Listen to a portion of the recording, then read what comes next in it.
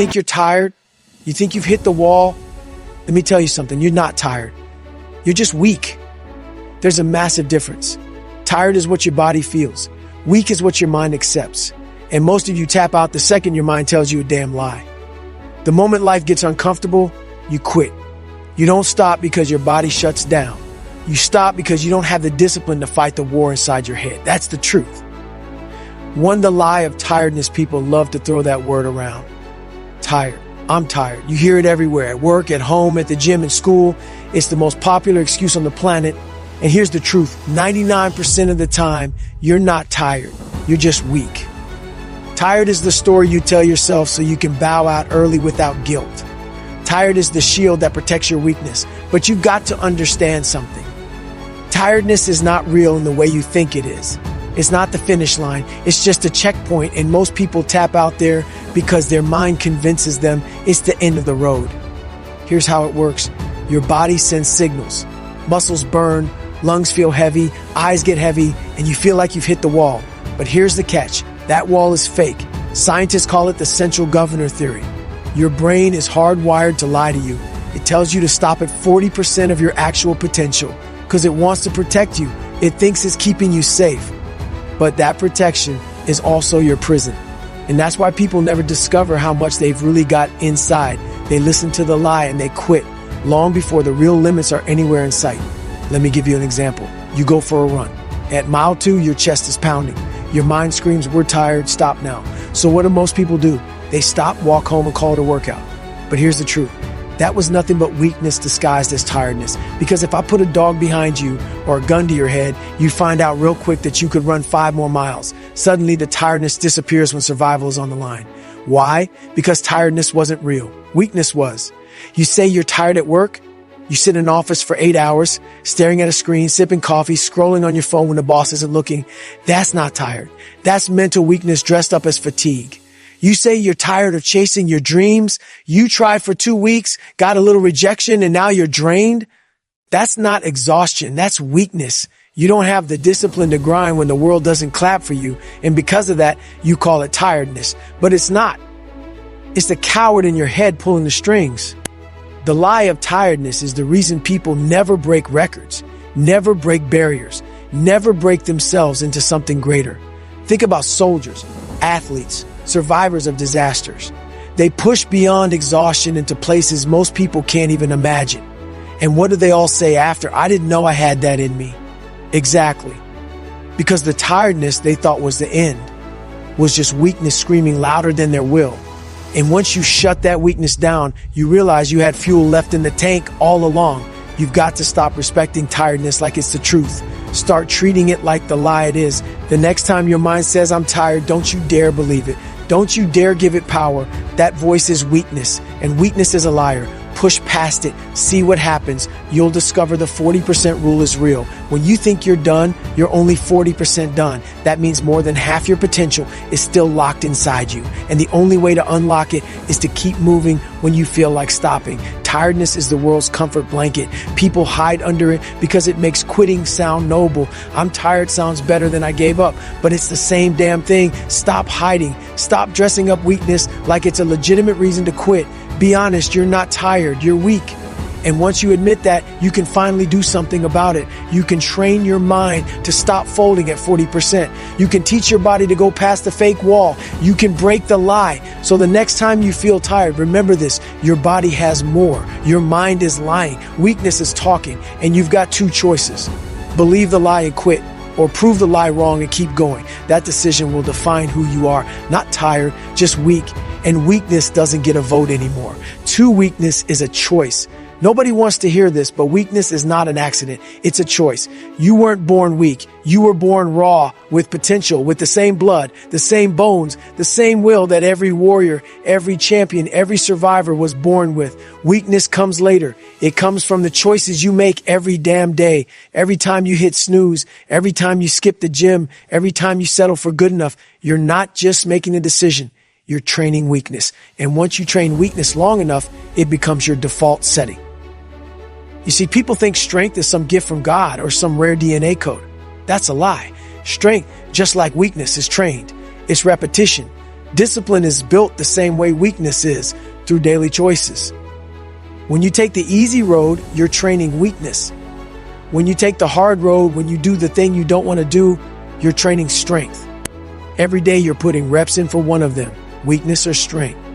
The question is, which one are you feeding? Think about it. People say, I can't run, I'm just not built for it. No, you chose not to run. You chose to let your lungs burn and call it the end. You chose to quit before your legs learned how to endure. Weakness is the byproduct of quitting. And the more you quit, the better you get at quitting. Until one day, you've mastered the art of giving up. That's weakness. But strength is built the same damn way. Keep going when you want to quit. Keep pushing when you want to stop. That's how you train discipline. And eventually discipline becomes your default setting. Weakness is easy. That's why so many people live there. But the easy road is the broke road. The easy road is the fat road. The easy road is the wasted potential road. And when you choose it, day after day, you shouldn't be surprised that your life feels small. That's what weakness does. It shrinks you. It tells you, stay safe, stay comfortable, stay here. And if you listen, you stay average forever. But the truth is, weakness can be killed, not all at once, not in some magic transformation, but the same way you built it, rep by rep. If you can train yourself to hit snooze, you can train yourself to get up at 4 a.m. If you can train yourself to quit at 20 push-ups, you can train yourself to hit 50. If you can train yourself to eat donuts every day, you can train yourself to eat clean fuel. Weakness is a choice, and so is strength. So don't act like weakness is this curse that fell on your lap. Don't act like it's genetics or bad luck or fate. Weakness is the outcome of your choices. If you want to stop being weak, stop making weak choices. Stop running from pain. Stop negotiating with comfort. Stop pretending tired is the truth. Every decision you make is a rep. The only question is, what are you repping? Weakness or strength? 3, pain is the real test. Everyone says they want to be strong, but strength isn't proven in the sunshine. Strength isn't shown when you're rested, fed, and comfortable. Strength shows up when the pain hits. Pain is the real test. Pain strips away your excuses, your lies, your comfort. Pain doesn't care about your feelings, your past, your story. Pain only cares about one thing. Do you rise or do you fold? Most people fail the test because they think pain means stop. They think pain is a signal of the end. But pain is actually the beginning. Pain is where growth lives. Pain is where character is built. No one ever got stronger by avoiding pain. Every muscle, every discipline, every achievement comes through the fire of discomfort. But here's the problem. People spend their whole lives running from that fire. They want results without resistance. They want greatness without suffering. And that's impossible. You don't learn who you are when everything is easy. You learn who you are when you're on your knees, gasping for air, when your legs are shaking, when your heart is pounding like it's going to explode. That's the classroom. That's the test. And pain is the teacher. Weakness tells you to drop out. Strength tells you to stay seated and take the exam. Think about it. No one respects someone who always chooses easy. Easy never inspired anybody. Easy never built legacies. But when you suffer and push through, you gain something no one can take from you. Proof. Proof that you can endure. Proof that you're stronger than you thought. Proof that weakness can scream, but it doesn't control you. That proof is priceless. Pain is not your enemy. Weakness is. Pain is the tool that kills weakness. Pain is the forge where strength is hammered out of soft metal. Pain is the arena where warriors are born. You've got to stop running from pain and start running toward it. Because the more you train with pain, the less power weakness has over you. You start to realize, if I can take this, I can take anything. And that's when you become dangerous. So the next time pain shows up, don't flinch, don't run, don't call it tiredness, call it the test, and then pass the damn test. Because once you pass it, you'll realize pain never had the power to break you. It only had the power to reveal you. Listen, your body is a machine. It's built to endure. It's built to survive famine, war, storms, and battles. But the real problem isn't your body. It's your mind. The truth is, your body can take punishment far beyond what you think. The problem is your mind is soft. Your mind waves the white flag long before your body ever reaches its limit. That's why so many people never find out what they're truly capable of. They quit in their head before their body ever had a chance to prove itself.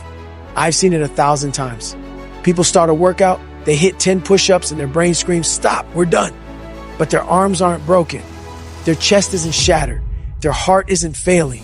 What's failing is their mental discipline. Their mind has already left the battlefield, even though their body still has ammunition left. That's why I always say, the mind quits long before the body. Your brain is a liar. It's a survival machine designed to protect you, not push you. The moment it senses discomfort, it starts whispering excuses. You're tired. You need rest. This is enough. But that's not true. That's weakness wearing a disguise. And if you don't learn to recognize that voice, it will control your entire life. Think about this. Navy SEALs don't quit because their muscles fail. They quit because their minds break. Marathon runners don't stop because their legs fall off. They stop because their mind convinces them they can't take another step. Survivors in war, people in extreme situations, they don't outlast others because they're genetically stronger. They survive because they learn how to silence the weak voice in their head and keep going. Here's the reality. Your body can go further than your mind will ever admit. That's why people talk about the 40% rule when you think you're done. When you think you've reached a wall, you're only at about 40% of your true capacity. That means you've still got 60% left in the tank. But you'll never touch that 60% if you let your mind convince you to quit early. So what do you do when your mind starts quitting? You've got to fight it. You've got to talk back. When that voice whispers, "Stop, I'm tired," you scream back, "No, you're weak and I'm not listening."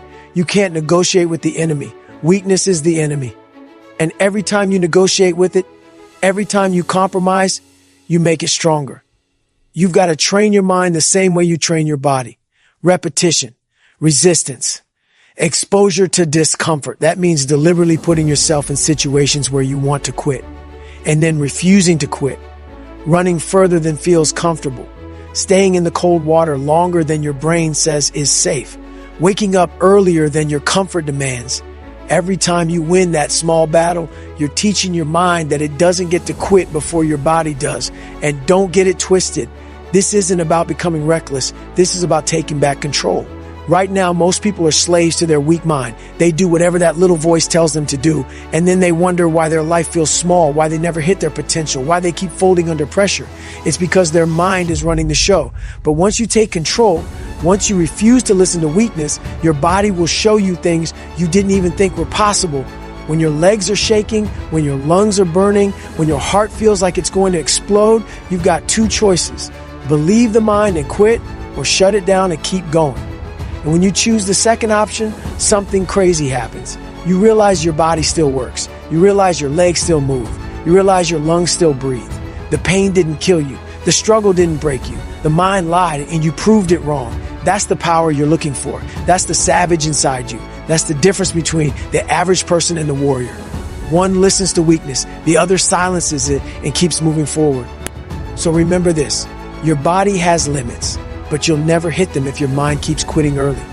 Train your mind, talk back to it, prove it wrong every single day. Because once you do, you'll discover that you weren't anywhere near finished.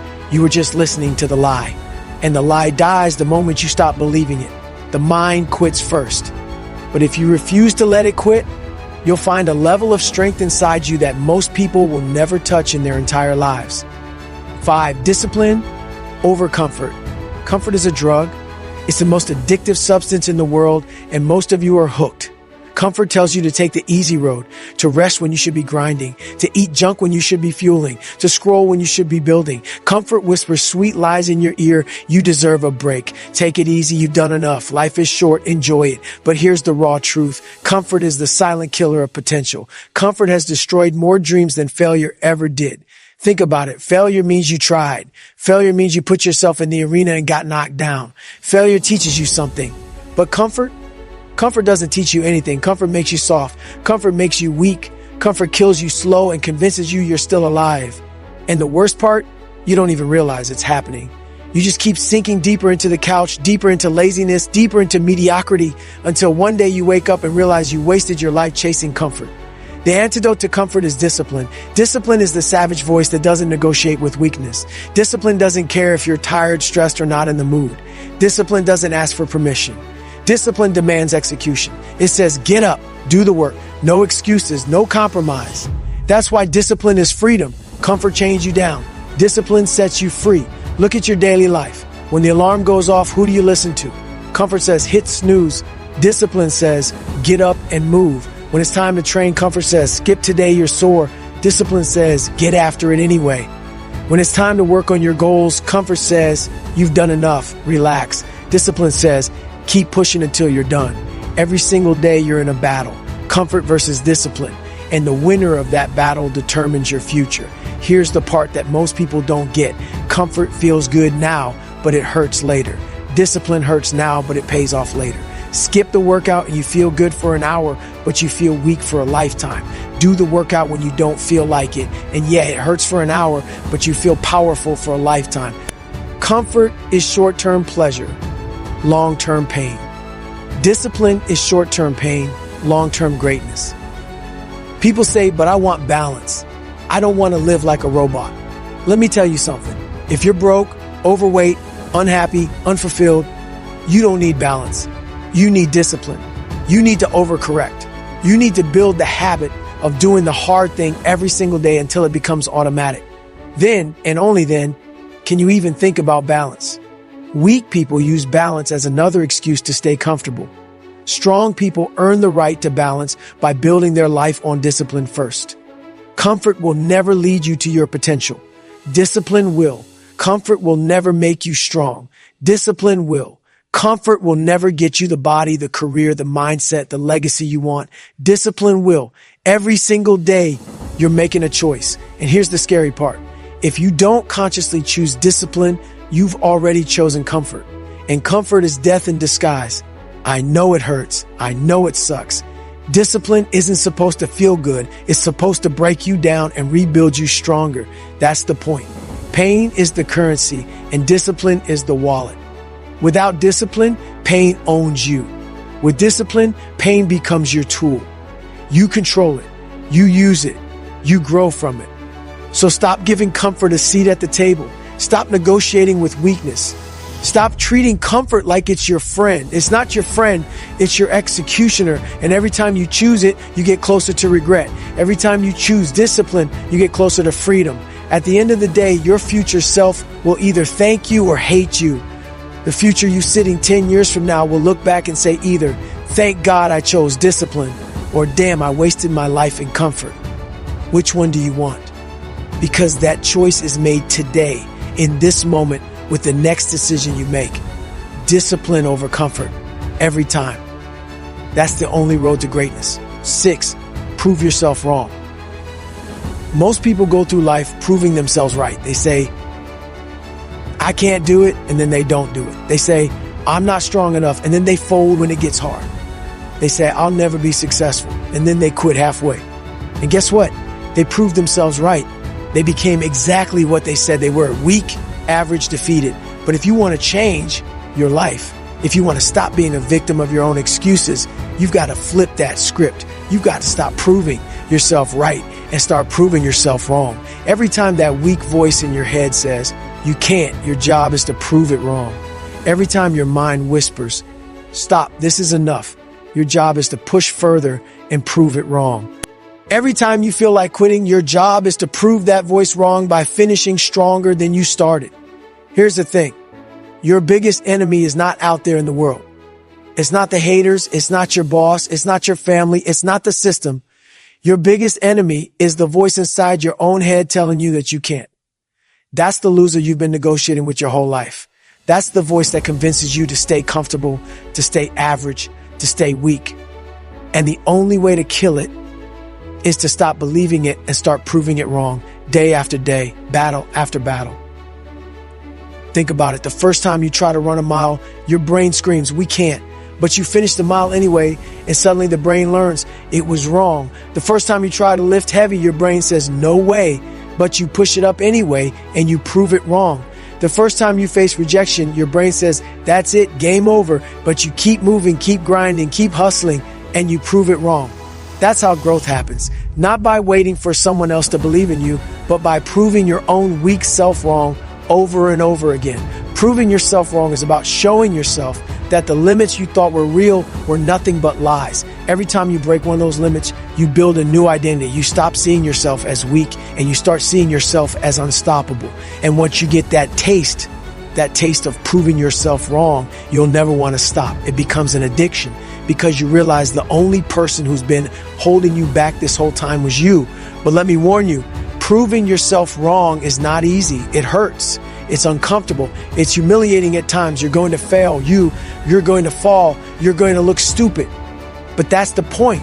That's the price of killing weakness. Every failure is proof that you pushed far enough to test the limits. Every scar is proof that you went to war with yourself and came back stronger. Every victory is proof that you silenced the weak voice inside. And here's the best part. Once you learn how to prove yourself wrong, no one else's opinion matters. Haters can talk, doubters can laugh, critics can point fingers. None of it matters because you've already fought the war inside. You've already killed the coward in your own head. And once you've done that, the outside world has nothing left to take from you. So stop living like a slave to your weak mind. Stop accepting its lies. Stop letting it dictate who you are and what you're capable of. From now on, every time that voice tells you no, you answer back with action. You answer back with proof. You answer back with results. Prove yourself wrong in the gym. Prove yourself wrong in your business. Prove yourself wrong in your relationships. Prove yourself wrong in every single area of your life. Make it a daily mission. Because the more you do it, the more you realize that weakness never had power. You gave it power. And the moment you stop feeding it, the moment you start proving it wrong, it dies. At the end of the day, this whole game of life comes down to one battle, you versus you. And the weak you has been winning for too damn long. It's time for the strong you to show up. It's time for the savage inside you to take control. And the way you do that is simple. Prove yourself wrong every single day. Because when you do, you'll look back one day and realize you weren't tired, you weren't broken, you weren't done. You were just weak, but you killed the weakness. And the proof is the life you built when you stopped believing the lies and started proving them wrong.